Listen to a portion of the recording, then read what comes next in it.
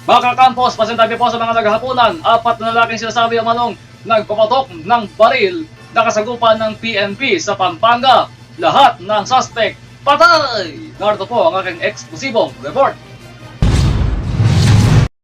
Patay na ang 4 na individual na nakasagupa ng mga polis sa isang shootout sa Pampanga ayon sa Philippine National Police o PNP ditong Lunes, Hunyo 29, 2026.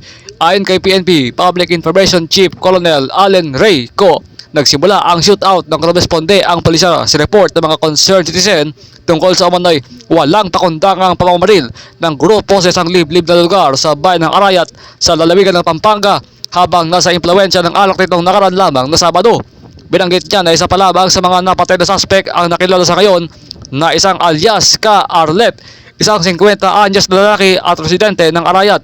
Ang iba pa mga suspect na napatay sa enkwentro ay isang 35 anyos na lalaki at dalawang 50 anyos na lalaki na pawang mga residente rin ng Arayat.